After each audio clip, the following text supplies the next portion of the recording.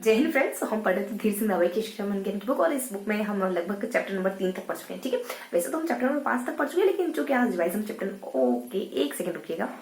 हाँ, कंटिन्यू करते हैं। तो कहाँ थे हम पढ़ रहे थे धीर सिंह रावत की शिक्षा मंथन की बुक, और धीर सिंह रावत की शिक्षा मंथन की इस बुक में हम 5 चैप्टर कवर कर चुके हैं। एक पेज करते करते हम 5 चैप्टर तक पहुंच चुके हैं। तो बेसिकली आज हमें ना शुरुआती 3 चैप्टर को अच्छे से रिवाइज करने वाले। फर्स्ट ऑफ ऑल, जो बच्चे नए जुड़े उनके लिए बता दूं कि इस वाले सेशन में सिर्फ और सिर्फ हम बातों बातों में, यानी मजे मजे में, फन में कुछ कॉन्सेप्ट क्लियर करते हैं, चीजों को याद करने की कोशिश करते हैं। क्योंकि हमने बहुत सारे पेजेस को कवर कर लिया इस बुक की, तो आज हम छोटा सा रिविजन का सेशन लेने वाले।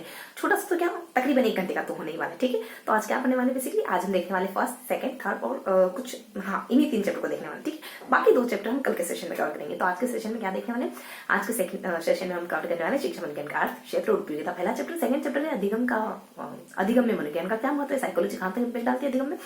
देन अपन थर्ड चैप्टर पे आएंगे, जो कि अधिगम के नाम से जाना जाता है। देखो मोटा मोटी आपको आइडिया दे दो कि फर्स्ट चैप्टर तकरीबन 20 मिनट के दरमियान अपन कवर करने वाले, सेकंड चैप्टर अगले 20 मिनट में करेंगे। ठीक है, और नेक्स्ट हमारा लास्ट सेशन अधिगम के चैप्टर को डेडिकेटेड रहेगा। ठीक है, तो इस तरीके से हम तीनों चैप्टर को कवर करेंगे। तो फटाफट से शुरू करते हैं फर्स्ट चैप्टर से।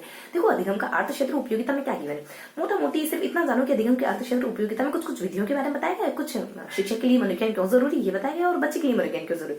विधियों से मतलब समझते हो ना, विधियां कौन सी विधियां, वो जो आपको ये बताती है कि बच्चे के बारे में आप कैसे जानोगे, है ना। विधियां साइकोलॉजी की वो विधियां जो आपको ये बताए कि बच्चे के बारे में आपको अगर पता करना हो तो इन अमुक विधियों से आप पता कर सकते हो। तो बहुत सारी ऐसी विधियां हैं जिससे आप बच्चे के जीवन के बारे में पता कर सकते हो।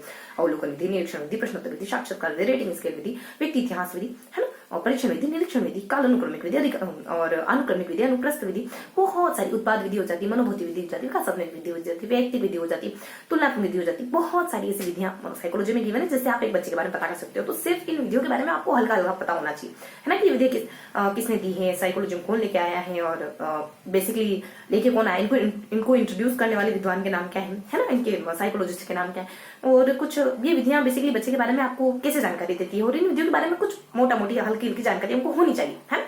तो ये जो मैंने आपको कुछ 5 से 7 विधियां 5 से 7 तकरीबन 7-8 विधियों का जो नाम बताया ना मैंने, बस उसी के बारे में आज पढ़ने वाले।